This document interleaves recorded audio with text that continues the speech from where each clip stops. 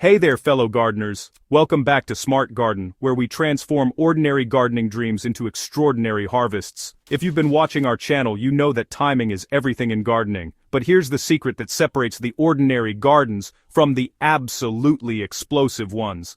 The real magic happens in the fall, not the spring. So grab your gloves because today we're diving deep into the game-changing strategies that will set up your raised beds for a spring garden so abundant, so thriving, that you won't believe the transformation. Let's get into it. Most gardeners make one critical mistake. They assume spring is when the real work begins. But the truth? The secret to that jaw-dropping boom, spring garden isn't just about what you do in April and May. It's about the strategic moves you make right now, in October and November. Think of fall preparation as building the foundation of a house. You can't create anything spectacular without getting the base right. Here's what most gardeners miss. While everyone else is putting their gardens to bed and settling in for winter, you're going to be taking deliberate, purposeful action. You're going to clean, enrich, protect, and plan your raised beds in ways that transform them into nutrient powerhouses. When spring arrives, your beds won't just be ready, they'll be absolutely primed for explosive growth. Your plants will have access to rich, living soil that's been carefully tended through the dormant months. Disease-causing pathogens will have been minimized, nutrients will be readily available, and you'll have a comprehensive plan that sets you up for success from day one. This isn't luck, this is strategy. Let's start with the foundation of everything else we're going to do, a thorough, thoughtful cleanup. After the final harvest of summer and early fall, your raised beds are likely filled with spent plant material, old stakes, and potentially lurking pest eggs or disease spores. This is where many gardeners go wrong. They leave everything to decompose naturally, hoping it will all just work out. But that's not optimization, that's just hoping. Your first move is to remove every bit of spent plant material, pull up those annual vegetables that have finished producing, get out the weeds that have set seed. This step is absolutely critical because you're not just tidying up, you're engaging in proactive pest and disease management. Any plant material left in the bed could harbor overwintering insects, fungal spores, or bacterial pathogens that will happily emerge when spring warmth arrives. If you had any plants that showed signs of disease during the growing season, whether it was blight, powdery mildew, or any suspicious discoloration, those need to be removed carefully and disposed of in the trash, not your compost pile. Don't stop there.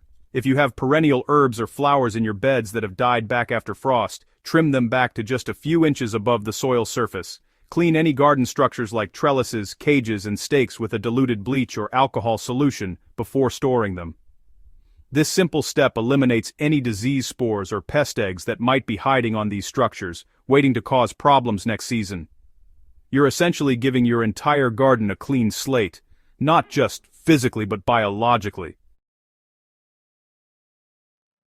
Now that your beds are clean, it's time for the real magic, feeding your soil with the nutrients and organic matter that will sustain an incredible spring harvest. Fall is absolutely the ideal time for this work because you're giving amendments months to break down and integrate into your soil ecosystem. By the time spring arrives, everything will be perfectly ready.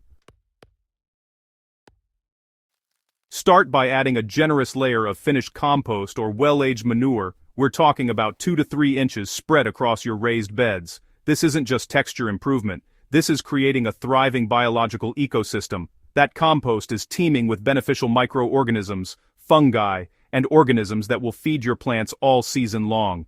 As winter progresses, this organic matter breaks down further, becoming even more available to your spring plantings. Next, take advantage of those fallen leaves in your yard. Rather than letting them blow away or pile them in a corner, shred them with a lawnmower and spread them generously over your beds. This is truly free premium organic matter. Leaves are nature's way of recycling nutrients, and by incorporating them into your raised beds, you're capturing that value. Shredded leaves break down over winter, adding carbon to your soil and gradually releasing the nutrients they contain. Don't forget about soil testing if you haven't done one recently. A simple soil test reveals exactly what your beds need, whether that's phosphorus, potassium, trace minerals, or adjusted pH. Fall is the perfect time to add slow-release amendments like bone meal for phosphorus or rock phosphate for long-term availability. These amendments need time to break down and become available to your plants, and giving them the entire winter to do so means your plants have exactly what they need exactly when they need it, come spring. All this hard work you've done, the cleanup, the amendments, the enrichment, needs to be protected through the cold months ahead. Winter can be harsh on exposed soil, causing erosion, nutrient leaching, and damage to your soil structure. This is where protection strategies come in. And, there are multiple approaches depending on your goals. If you want your beds to rest and regenerate without any active growing, cover crops are your answer. Planting winter rye, clover, or hairy vetch in fall gives you remarkable benefits. These crops establish roots that hold the soil in place, preventing erosion and nutrient leaching. They continue to grow slowly through winter, actually improving soil structure. Clover and vetch are nitrogen-fixing crops, meaning they literally pull nitrogen from the air and incorporate it into the soil. When spring arrives, you simply cut these cover crops down and let them decompose right in place, returning all their goodness to your beds. If you prefer a different approach, a protective mulch layer of 3 to 4 inches serves the same protective function. Shredded leaves, straw, or wood chips act as an insulating blanket. They protect the soil from harsh freeze-thaw cycles that can damage soil structure. They slow water loss from winter wind, and as they break down over the months, they add additional organic matter to your beds. The key is applying this mulch after the ground freezes slightly so it doesn't encourage rodent nesting. For regions with truly brutal winters, consider simple hoop structures or frost cloth covers. These create a microclimate that further protects your soil and any cover crops you've planted. This is particularly valuable if you're planning to plant cool season crops in late winter or early spring. Garlic, for instance, is best planted in fall and germinates through the winter. While your beds are being enriched and protected through the winter, use that season to do the planning work that will make your spring planting seamless. This is where most gardeners miss an opportunity. They wait until spring to plan, then rush through planting without a strategic approach. Alright, so take a moment to review your garden journal from this season. What vegetables produced abundantly? Which ones, underperformed? Were there areas that struggled with disease or pest pressure? This reflection is honestly invaluable. It helps you figure out which beds are better for which crops, where you might need different soil adjustments, and what varieties performed best in your specific growing conditions. Plan your crop rotation carefully. Never plant members of the same plant family in the same bed 2 years running. This really helps prevent the buildup of soil-borne diseases that specifically target certain plant families. For example, tomatoes shouldn't follow tomatoes and brassicas shouldn't follow brassicas. Create a simple rotation map during winter so you're totally ready to execute it perfectly when spring comes around. This kind of strategic planning prevents problems before they even occur.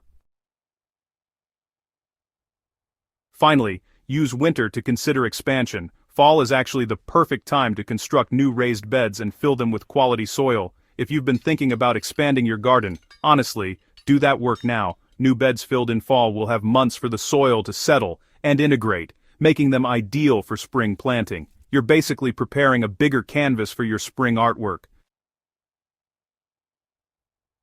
Your spring garden success story is being written right now, in the fall. Every strategic action you take in the next few weeks will pay dividends come spring. You're not just preparing beds, you're creating the conditions for an absolutely explosive harvest. The kind of abundance that, reminds us why we garden in the first place. So take action this week. Clear those beds, add those amendments, plant those cover crops, and make your plans. Your future spring self will thank you with a garden just bursting with life.